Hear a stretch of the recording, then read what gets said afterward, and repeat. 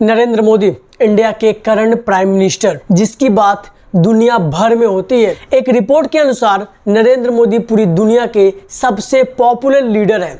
America, China, Japan, UK, इन सभी देशों के लीडर से ज़्यादा पॉपुलैरिटी पीएम नरेंद्र मोदी की है। इस लिस्ट को ही देख लो। India's prime minister Narendra Modi 78% के साथ वर्ल्ड मोस्ट पॉपुलर लीडर हैं। देन उसके बाद मैक्सिको के प्रेसिडेंट, देन उसके बाद स्विट्जरलैंड, ऑस्ट्रेलिया एंड ब्राज़ील जैसे देशों के लीडर आते हैं। ये लिस्ट मैं आपको इसलिए नहीं दिखा रहा हूँ कि पीएम नरेंद्र मोदी दुनिया के सबसे पॉपुलर लीडर हैं, बल्कि ये लिस्ट मैं आपको इसलिए दिखा रहा हूँ कि दुनिया के सबसे पॉपुलर लीडर होने के बाद भी उन्होंने अपने ही देश के अंदर अपनी वो इमेज नहीं बनाई है जो कि उन्होंने इस देश के बाहर बनाई है। शायद दुनिया भर के लीडर्स के नज़र में नरेंद्र मोदी एक अच्छे लीडर होंगे, या शायद वर्ल्ड की दूसरी कंट्रीज़ के लोग पीएम मोदी को एक अच्छा लीडर मानते हैं या फिर एक अच्छा प्राइम मिनिस्टर मानते होंगे।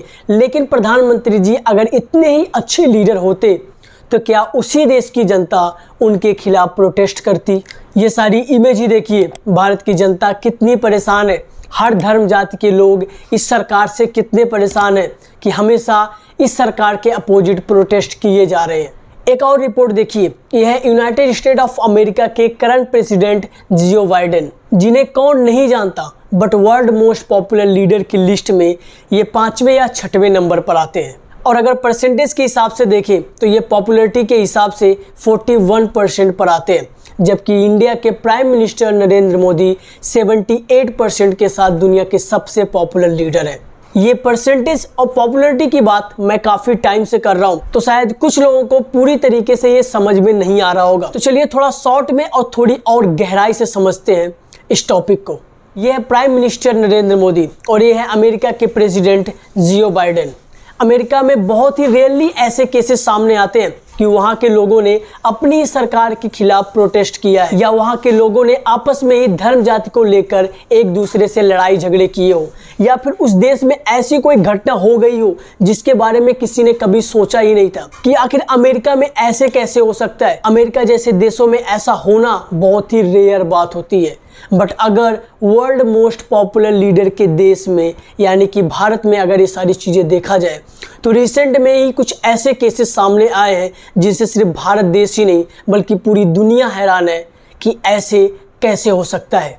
अभी कुछ टाइम पहले ही farmer suicide case in India, the Kerala story, Orissa train accident, नोटबंदी अगेन एंड मणिपुर प्रोटेस्ट, और भी ना जाने क्या क्या चीज़ें हुई हैं इन बीते 4-5 महीनों के अंदर। और मैंने इन सभी प्रॉब्लम्स को लेकर वीडियोस बनाई है। इन सभी घटनाओं से रिलेटेड पूरी डीप नॉलेज आपको इन वीडियोस के थ्रू मिल जाएगी। इन वीडियोस का लिंक वीडियो के डिस्क्रिप्शन में। टॉप टॉपिक पर वापस आते हैं।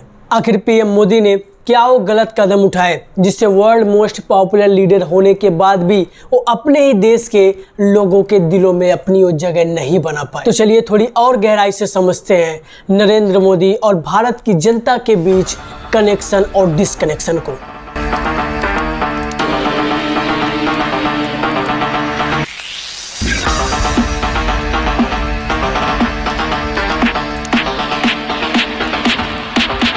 सेंटर टाउन गेस्ट हाउस के सीईओ रमेश शर्मा अपनी रिपोर्ट में कहते हैं कि पहले मैक्सिमम लोग पीएम नरेंद्र मोदी को एक अच्छा लीडर मानते थे और शायद उसी का नतीजा था कि 2019 में पीएम इलेक्शन में नरेंद्र मोदी को फिर से प्रधानमंत्री के रूप में चुना जाता है। बट एक्चुअल में इन सारी चीज़ों की शुरुआत 2020 के स्टार्टिंग में होती है, यानी कि कोविड पैंडेमिक के टाइम पर होती है। प्रधानमंत्री और उनके अधिकारियों के द्वारा की गई लापरवाहियों की वजह से टाइम पर खाना और मेडिसिन ना मिलने की वजह से लाखों लोगों की जानें गई, कितनों के छोटे मोटे बिजनेस ठप हो गए, कितनों की जॉब चली गई। जो लोग किराए के घर में रहते थे, समय पे किराया ना देने की वजह से उन्हें रूम से निकाल दिया गया।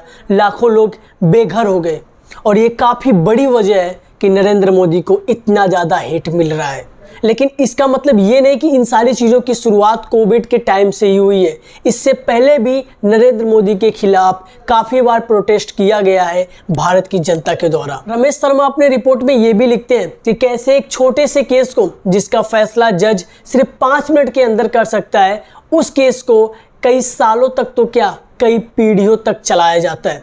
और ये एक ऐसा प्रॉब्लम है जो कि सिर्फ बीजेपी गवर्नमेंट के टाइम पर ही नहीं हुई है, अभी तक जितने लोगों की सरकारें बनी है सबके टाइम पर ये प्रॉब्लम देखने को मिली है और सालों से भारत की जनता इस प्रॉब्लम से जूझती आ रही है। और सबसे इम्पोर्टेंट सवाल जो कि मैंने इस वीडियो के स्टार्टिंग में पूछा था कि आखिर इस देश की जनता के साथ क्या वो गलत किया जा रहा है जिसकी वजह से ये देश की जनता इतनी ज्यादा प्रॉब्लम में है। चलिए इसको स्टेप बाय स्टेप समझते हैं। और एक और इम्पोर्टेंट बात कि कुछ लोगों को मोदी से इतनी ज्यादा नफरत इसलिए है कि नरेंद्र मोदी राष्ट्रीय स्वयंसेवक संघ के एक अच्छे सदस्य हैं, जिसके बारे में ज्यादातर लोग खासकर मुसलमान ये सोचते हैं कि ये ऑर्गेनाइजेशन सिर्फ हिंदुओं का सपोर्ट करता है, मुसलमान और अन्य धर्मों से नफरत करता है। आरएसएस के कारण कुछ धर्मों को ऐसा लगता है कि नरेंद्र मोदी हमेशा हिंदुओं के हिसाब से ही, उनके भलाई के हिसाब से ही कदम उठाते हैं। इसका दूसरा कारण ये भी काफी इंपॉर्टेंट चीज है कि जब से नरेंद्र मोदी प्राइम मिनिस्टर बने वो खुद की पॉपुलैरिटी के लिए हर एक न्यूज चैनल,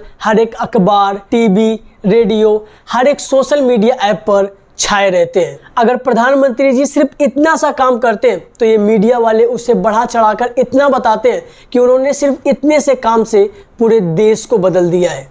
और इससे देश के लोगों को काफी प्रॉब्लम हो रही है कि इस देश की मीडिया हमेशा मोदी मोदी ही करती है। मोदी जी के द्वारा किए गए एक छोटे से छोटे काम को भी ये मीडिया बढ़ा चढ़ाकर बताती है। उसी चीज को पूरे हफ्ते तक चलाया जाता है, बार बार उस चीज को लोगों को दिखाया जाता है कि मोदी जी ने आज ये किया, मोदी जी ने आज वो किया। अभी रिसेंट में ही नरेंद्र मोदी ने इंडिया का नाम बदल कर भारत रख दिया और कुछ मीडिया एंकर को ऐसा लगता है कि इंडिया नाम हमारे लिए गाली है। इन सभी चीज़ों के बारे में बोलने के लिए मेरे पास शब्द नहीं है। और भी कई सारे रीजंस हैं। स्क्रीन पर आप ये सारे आर्टिकल्स पढ़ सकते हो, वीडियो को पॉज करके आप सारी चीज़ें देख सकते हो कि कौन कौन से मेन रीजंस हैं, कौन कौन से मेन प्रॉब्लम्स हैं जिससे इस भारत की जनता जूझ रही है। टमाटर के दाम इस देश में 200 रुपये से भी ज़्यादा पहुँच गए, प्याज के दाम 150 से 200 रुपये तक पहुँच गए। और जब इन सभी चीज़ों से रिलेटेड इस देश की जनता नेताओं से सवाल पूछती है तो उनका कैसा जवाब होता है आप खुद ही देख लो। हाँ, मैं इतना लहसुन प्याज नहीं खाती हूँ जी, तो डोंट वरी। मैं ऐसे परिवार से आती हूँ जहाँ अनियन प्याज का मतलब नहीं रखते हैं। जैसा कि आपने इस वीडियो में देखा कि कैसे पॉलिटिशियन साफ साफ बोल रहे हैं कि हम प्याज थोड़ी खाते हैं, हमें फर्क नहीं पड़ता कि इसका दाम बढ़े या घटे। तो हमारा भी ऐसा ही जवाब होना चाहिए चुनाव के समय कि अगर तू इसी प्याज की रेडी पर खड़ी होकर भी वोट मांगेगी तो हमें कोई फर्क नहीं पड़ने वाला। देखिए सरकार किसी की भी हो, देश की जनता को कुछ ना कुछ प्रॉब्लम तो होता ही है। बट यहाँ पर ये बात ज्यादा डिपेंड करता है कि अगर इस सरकार के टाइम पर महंगाई बढ़ रही है तो लोगों को ज्यादा से ज्यादा जॉब्स भी मिलना चाहिए, गवर्नमेंट वैकेंसी ज्यादा से ज्यादा निकलनी चाहिए जिससे इस महंगाई के टाइम पर भी लोग अपना गुजारा कर सके। लेकिन शायद इस सरकार में ये चीज हो पाना पॉसिबल नहीं है क्योंकि इस गवर्नमेंट में महंगाई तो बढ़ रही है लेकिन एम्प्लॉयमेंट घटती चली जा रही है। और इसी चीज़ से लोग काफ़ी ज़्यादा परेशान हैं इस सरकार से और ख़ासकर प्राइम मिनिस्टर नरेंद्र मोदी से।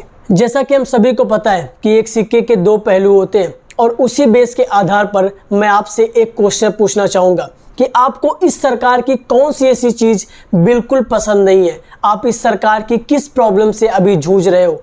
और सेकेंड थिंग, आपको इस सरकार की कौन सी ऐसी चीज अच्छी लगती है, इस सरकार की किस लाभ का फायदा आपको मिला है। इन दोनों चीजों का ओपिनियन नीचे कमेंट बॉक्स में जरूर बताना। Thank you so much. यहाँ तक वीडियो देखने के लिए बहुत बहुत धन्यवाद।